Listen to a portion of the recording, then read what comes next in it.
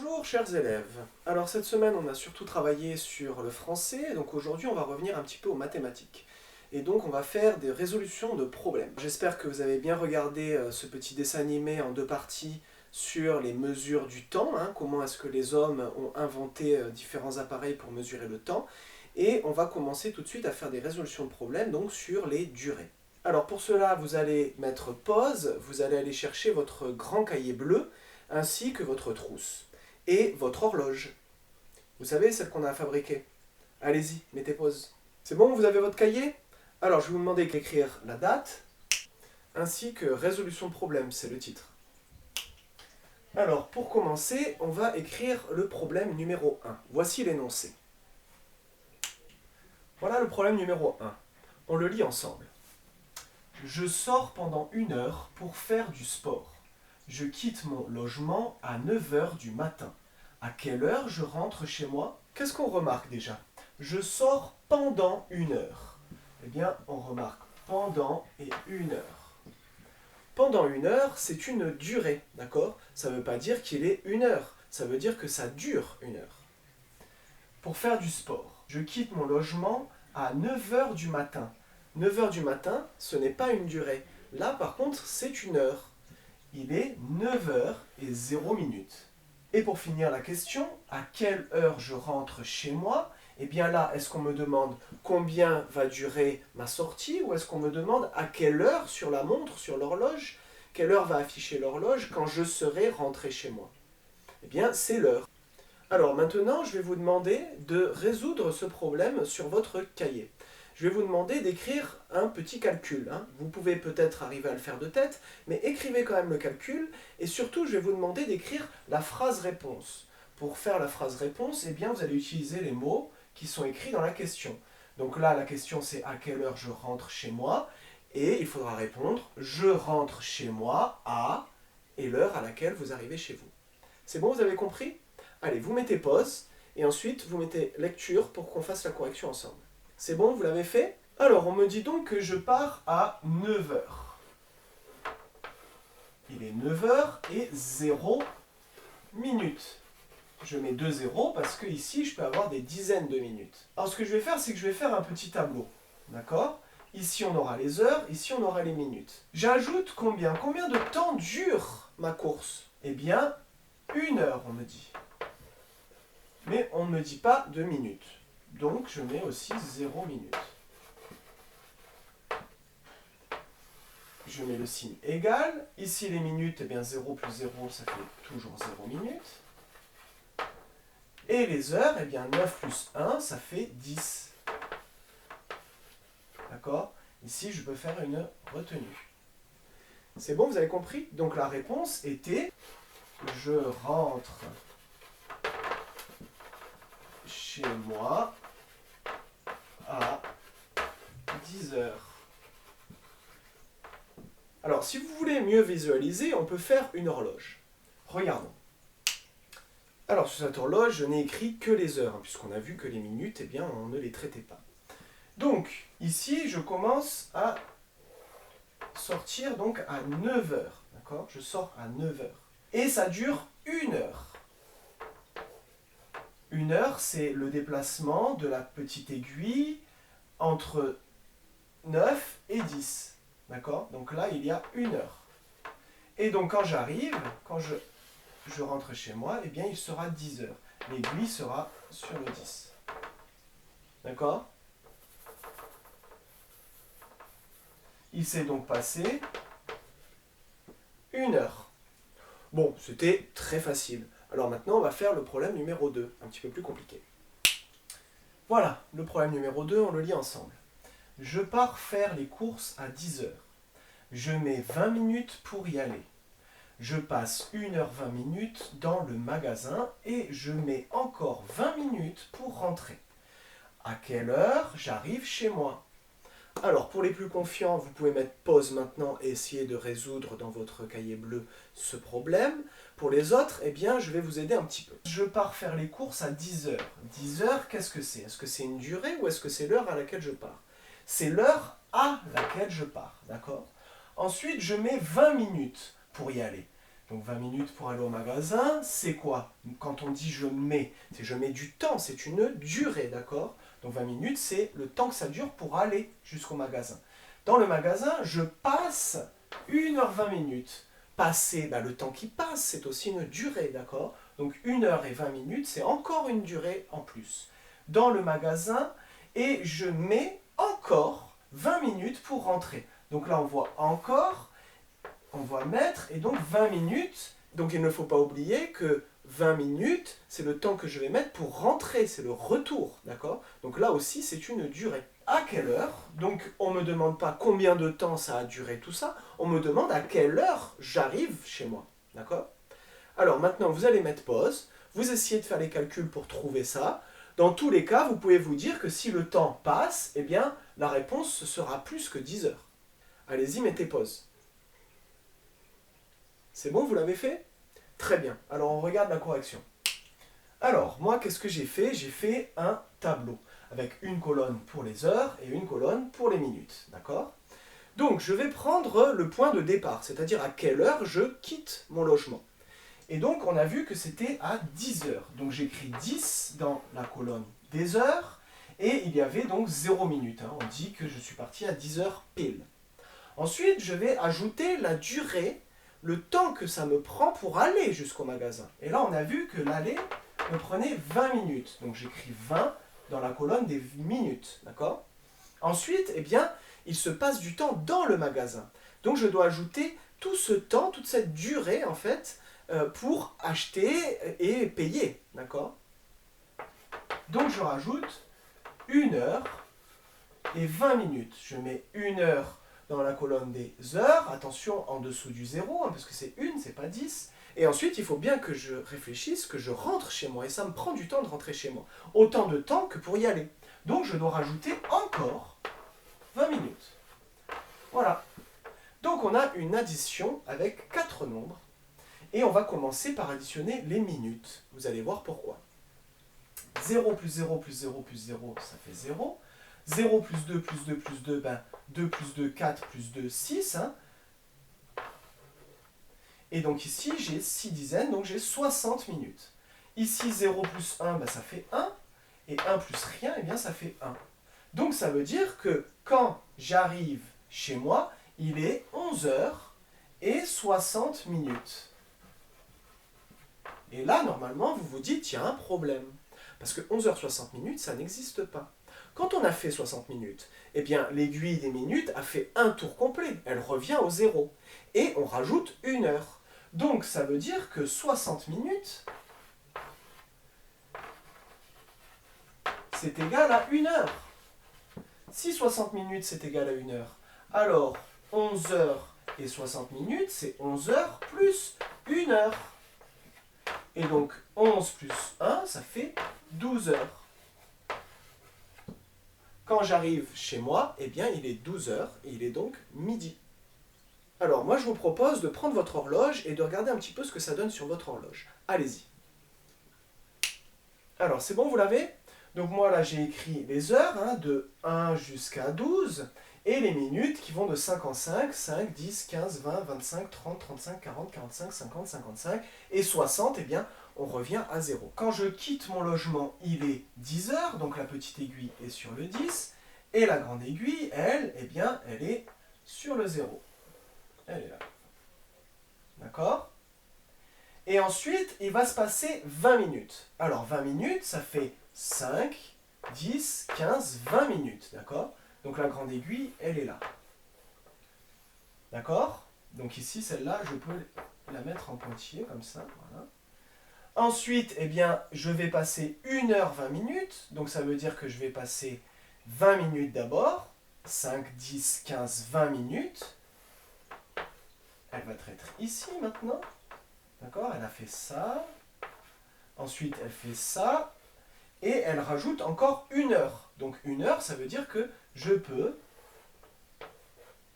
mettre cette aiguille des heures 1 heure de plus. D'accord? J'ai ajouté 1 heure. Donc là, il est 11h40. D'accord? Et je rajoute encore 20 minutes. 5, 10, 15, 20. Eh bien oui, 40 plus 20, ça fait 60, donc je reviens à 0. Donc là, on a encore fait tourner l'aiguille des minutes et elle revient au milieu. Par contre, comme elle est revenue au milieu, qu'est-ce qui s'est passé? Eh bien, l'aiguille des heures a encore avancé d'une heure. Et elle se retrouve ici. Et donc ici, on a midi et 0 minutes. On a 12 heures et 0 minutes. C'est bon, vous avez compris? Voilà le problème numéro 3. On le lit ensemble. Je commence à faire la vidéo à 10 heures. Je publie la vidéo à 18 heures. Combien de temps ai-je mis pour faire la vidéo? Alors, ceux qui pensent pouvoir le faire seuls, vous pouvez mettre pause maintenant et résoudre le problème. Les autres, on va relire et souligner en rouge ce qui est important. Quand je commence, eh bien, est-ce que c'est une durée ou est-ce que c'est l'heure à laquelle je commence? Est-ce que c'est un instant ou est-ce que c'est une durée? Eh bien, c'est un instant. Il est 10 heures sur ma montre quand je commence à filmer. Ensuite, je publie la vidéo à 18 heures. Est-ce que c'est une durée ou est-ce que c'est l'heure à laquelle je publie la vidéo? Eh bien, c'est l'heure à laquelle je publie la vidéo. Donc là, on a 1 heure et encore 1 heure. Et la question, c'est combien de temps ai-je mis pour faire la vidéo? Qu'est-ce qu'on me demande là? On me demande 1 heure ou on me demande une durée? On me demande une durée. Combien de temps j'ai mis? Combien de temps ça a duré? D'accord? Ce qu'on veut savoir, c'est quelle est la différence entre 18 heures et 10 heures? Combien de temps ça a mis de 10 heures pour aller à 18 heures? Vous avez compris un petit peu quelle opération il faut faire? Allez-y, vous mettez pause et vous mettez lecture pour la correction. C'est bon, vous l'avez fait? Alors, on regarde la correction. Très bien. Alors, j'ai refait un petit tableau. Je veux calculer une différence. Une différence, eh bien, on utilise une soustraction. Quand on fait une soustraction, on met le plus grand. Donc là, c'est 18 heures et 0 minutes, hein, c'est 18 heures pile. Et il faut que j'enlève eh bien, les 10 heures que j'avais au début sur ma montre. D'accord? Et au moins, je trouverai combien il s'est déroulé entre 10 heures et 18 heures. Donc, c'est une soustraction qu'il fallait faire et il fallait enlever 10 heures. Alors, maintenant, on va calculer cette soustraction. Alors, 0 pour la 0, ben, c'est 0. Là, ici, 0 moins 0. Hein. Donc, je rappelle que quand on fait une soustraction, on peut dire 8 moins 0, mais on peut dire aussi 0 pour aller à 8. D'accord? Et là, ça prend tout son sens, puisque on part de 10 heures, on veut aller à 18. 10 heures pour aller à 18, eh bien c'est 8 heures. Et 1 pour aller à 1, eh bien c'est 0, qu'on n'écrit pas. Je mets 8 heures pour faire une vidéo. Alors on va regarder ça avec votre horloge. Prenez votre horloge. C'est bon, donc là, moi je n'ai mis que les heures, puisqu'on a vu qu'on n'avait pas de minutes. Je commence donc la vidéo à 10 heures et je la finis, il est 18 heures. Alors, est-ce que vous vous souvenez, 18 heures, c'est combien d'heures de l'après-midi? Eh bien, c'est pas 8 heures, hein, attention. Donc, on va compter à partir de 12. Là, ça fait 1 heure de l'après-midi, c'est 13. 2 heures de l'après-midi, 14. 3 heures de l'après-midi, 15. 4 heures de l'après-midi, 16. 5 heures de l'après-midi, 17. Et 6 heures de l'après-midi, eh bien, c'est là 18 heures. Hein. D'accord? Et donc ici, l'aiguille est ici quand je termine ma vidéo. Donc le temps qui se déroule, eh bien il faut que cette aiguille, elle fasse tout ça. D'accord?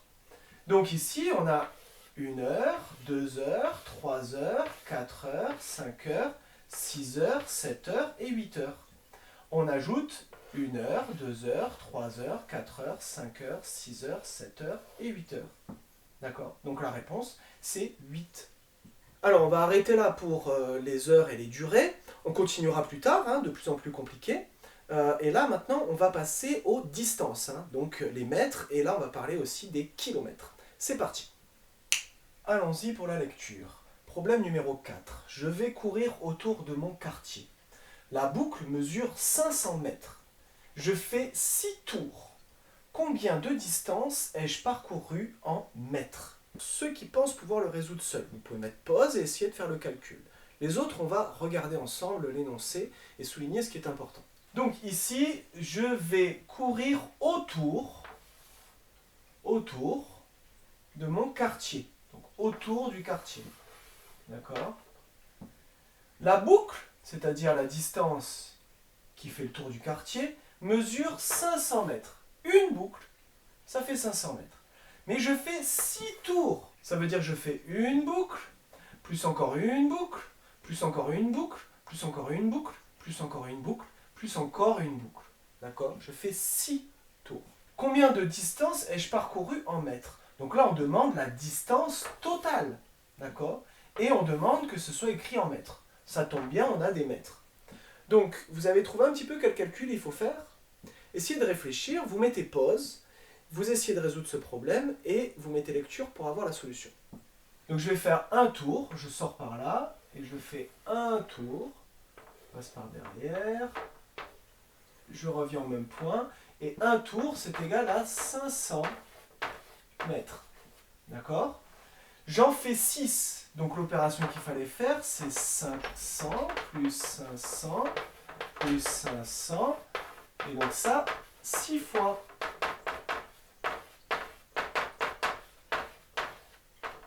Voilà. Alors combien ça fait ça? Eh bien 5 plaques bleues plus 5 plaques bleues, ça fait 10 plaques bleues. Et avec 10 plaques bleues, eh bien je peux faire un cube de millier, donc je peux faire 1000. 500 et 500, ça fait 1000. Ici aussi, ça fait 1000. Et ici aussi, ça fait 1000. D'accord? Donc 1000 plus 1000 plus 1000, ça fait combien? Ça fait 3000.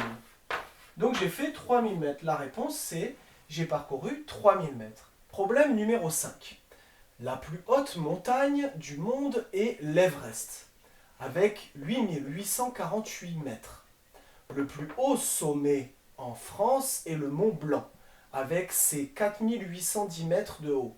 Quelle est la différence de hauteur entre les deux? Pour ceux qui pensent résoudre le problème seul, eh bien vous mettez pause maintenant. Les autres, on regarde l'énoncé plus précisément. On voit donc qu'on parle de la plus haute montagne, qu'on a donc la hauteur ici. Ensuite, on parle encore de hauteur. C'est le Mont Blanc. La hauteur, elle est ici. Et ensuite, on nous dit qu'il faut faire la différence entre les deux. Donc vous savez quelle opération on utilise pour faire la différence. Et donc vous pouvez mettre pause et calculer la différence entre ces deux nombres. Allez-y, mettez pause. Très bien. Alors moi ce que j'ai fait c'est que j'ai commencé par dessiner les deux montagnes.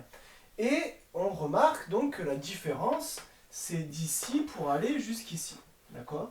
Donc quelle est la différence entre le Mont Blanc et l'Everest? Eh bien c'est la distance entre le sommet du Mont Blanc et le sommet de l'Everest. Donc ça veut dire qu'il faut que j'enlève la hauteur de Mont Blanc à la hauteur de l'Everest pour trouver la différence. Donc l'opération qu'il fallait faire, c'était bien sûr une soustraction. Il fallait prendre le plus grand et enlever le plus petit. C'est bon, vous aviez fait ce calcul-là? Si vous n'avez pas fait, vous pouvez mettre pause et vous essayez de résoudre ce calcul, parce qu'il n'est pas si facile. Allez-y, mettez pause. Donc 8 moins 0, eh bien il reste 8. Ici, je vous rappelle que vous pouvez faire aussi l'autre méthode, c'est-à-dire 0 pour aller à 8. Donc là, il faut rajouter 8. Ensuite, 4 moins 1, eh bien j'en ai 4, j'en enlève 1, il m'en reste 3. Ensuite, 8 moins 8, eh bien 0. Et 8 moins 4, 4 pour aller à 8, 4, 5, 6, 7, 8, c'est 4. La réponse était 4038 mètres. Donc ici, de là à là, il y a 4038 mètres. Allez, on passe à un nouvel exercice. Voilà, le problème 6. Le plus long fleuve du monde est le Nil avec 6650 km de long. Le second est l'Amazone avec 6400 km de long. Quelle est la différence entre les deux? Alors tiens, on a la même question, on doit calculer une différence. Donc là, vous devez savoir quel type de calcul il faut faire. D'accord? Donc vous pouvez mettre pause et vous essayez de résoudre ce problème seul. Allez-y, mettez pause. C'est bon, vous l'avez fait? On regarde la solution ensemble. Alors voilà, j'ai commencé par faire le Nil, qui coule dans le désert du Sahara. et l'Amazone qui coule bien au cœur de la forêt amazonienne. Alors, combien mesure-t-il chacun? Très bien. Donc, celui-ci, donc, le Nil mesure 6650 km, l'Amazone 6400 km. Qu'est-ce qu'on cherche? On cherche la différence de longueur. Donc la différence de longueur, c'est entre la longueur de l'Amazone et la longueur du Nil. Elle est ici la différence. D'accord? Qu'est-ce qu'il fallait faire? Eh bien, il fallait enlever toute la longueur de l'Amazone pour n'avoir que le reste, c'est-à-dire la différence entre les deux. Alors, voici le calcul qu'il fallait faire. Prendre le plus grand, soustraire le plus petit. Si vous n'aviez pas trouvé l'opération, eh bien, vous l'écrivez, vous mettez pause et vous essayez de la résoudre. C'est bon, vous avez trouvé la solution, on corrige ensemble. Alors, 0 moins 0, il y a 0. 5, j'enlève 0, eh bien, il me reste 5. 6, j'enlève 4. Alors, j'en ai 6, et j'en enlève 4, il m'en reste 2. 6 moins 6, eh bien, 0, que je n'écris pas. Donc, la différence est de 250 km. Donc là, il faut bien penser qu'on parle de kilomètres. Donc c'est vraiment immense. Hein. Pour vous dire, la France, elle fait à peu près 1000 km de long. Là, on parle de 6650 km. Donc on pourrait mettre plus de 6 fois la France côte à côte pour arriver au bout du fleuve du Nil. Et oui, le Nil traverse de nombreux pays avant de se jeter dans la mer Méditerranée. Problème numéro 7. La plus longue chaîne de montagnes est la cordillère des Andes. Elle mesure 7100 km du nord au sud. Le désert du Sahara fait 4800 km d'est en ouest. Quelle est la différence entre les deux? Bon, eh bien, encore la même question, une question de différence. Donc là, je vous laisse mettre pause et résoudre ce problème seul. Alors, je vais commencer par dessiner donc la cordillère des Andes, qui fait exactement 7100 km de long. Et ici, on a le désert du Sahara qui lui fait 4800 km. La différence, eh bien, c'est ça. Il fallait donc enlever à 7100 km les 4800 km du Sahara. D'accord? Alors on y va, on prend le plus grand, 7100, on enlève le plus petit. Et là, on a la différence. Alors si vous n'aviez pas trouvé cette opération, comme d'habitude, vous mettez pause, vous écrivez l'opération et vous essayez de la résoudre. Attention, elle n'est pas facile, c'est une sous-action avec une retenue. C'est bon, vous avez trouvé? Alors on fait la correction ensemble. 0 moins 0.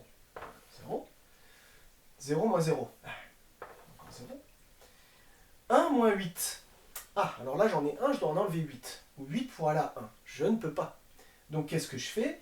Je casse, alors là c'est un millier, et avec un millier, donc il m'en reste 6, je le rajoute ici, je mets donc 10 centaines. Donc ici j'ai 11 centaines, et là j'ai plus que 6 milliers, d'accord? Puisque 1000, ça fait 10 centaines, d'accord? Là donc c'est 11 et 8. 8 pour aller à 11 ou 11 moins 8. Alors 8 pour aller à 11, 8, 9, 10, 11, ça fait 3. Ensuite, 6 moins 4, on l'a vu tout à l'heure, ça fait 2. Donc la réponse était 2300 km de différence entre la longueur du désert du Sahara et la longueur de la cordillère des Andes. Il y a 2300 km. Alors maintenant, on va arrêter avec les distances, on continuera plus tard, et un petit peu plus compliqué. Maintenant, on va passer à d'autres types de mesures qu'on avait fait. Si vous vous souvenez, on avait commencé à utiliser les balances. Et les balances, elles servent à mesurer quoi? Et oui, des masses. On dit aussi des poids. Mais le mot correct, c'est masse, d'accord? Voici le problème numéro 8. Je suis allé faire mes courses et j'ai acheté 1000 grammes de patates, 350 grammes de carottes, 250 grammes de champignons, 600 grammes d'oignons. La question, c'est si je mets tout ça dans mon caddie, combien ça pèse au total? Quelle est la masse totale? On dit aussi quel est le poids total. Alors allez-y, vous mettez pause et vous essayez de résoudre ce problème. C'est bon, vous l'avez fait? Alors là, c'est facile. Qu'est-ce qu'on fait? Eh bien, on les ajoute dans mon caddie. Et donc, on fait une addition. Je vous avais même mis les nombres les uns en dessous des autres pour vous faire penser à ça. Ce qu'on peut faire, c'est rapidement corriger cette addition. Alors voilà, j'ai simplement mis des plus. Ça fait 1000 plus 350 plus 250 plus 600. Il faut faire bien attention de mettre les unités dans une colonne, ensuite les dizaines dans une autre colonne, ensuite les centaines dans une autre colonne, et finalement les milliers, alors là il n'y en a qu'un, dans une autre colonne. Allons-y pour la correction. 0 plus 0 plus 0 plus 0, ça fait 0. 0 plus 5 plus 5 plus 0, ça fait combien? 5 et 5, on l'a vu, ça fait 10. 10, donc j'ai 0 unité, et je peux faire une centaine. Ensuite, 1 plus 3 plus 2 plus 6. Alors, comment on va faire là? 3 et 2, ça fait 5.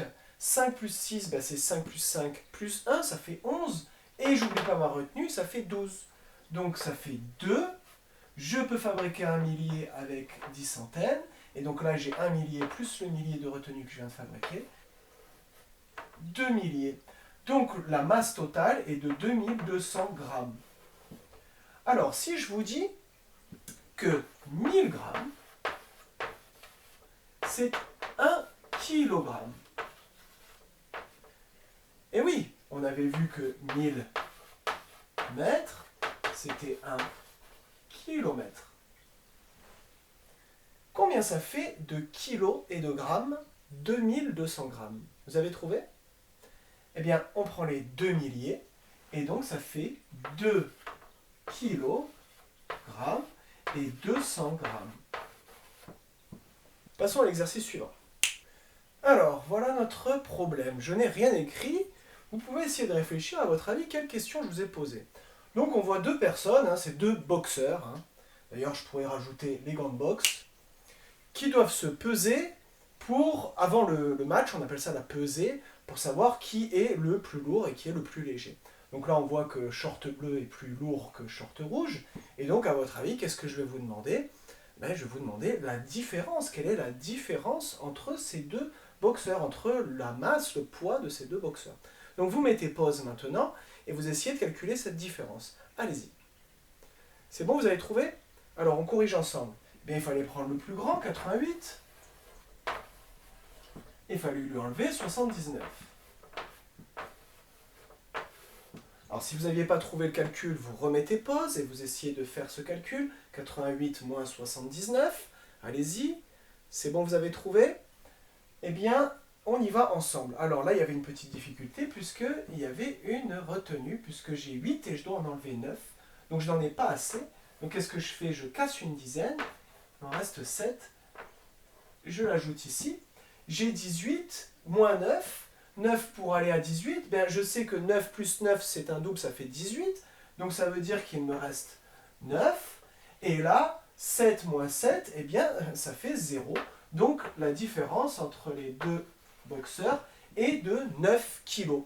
D'accord? Alors 9 kilos, grammes, combien ça fait de grammes?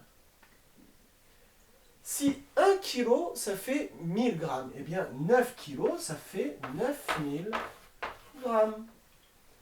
C'est bon, vous avez compris? Allez, maintenant on va faire le dernier exercice, encore sur les masses et les poids. On y va.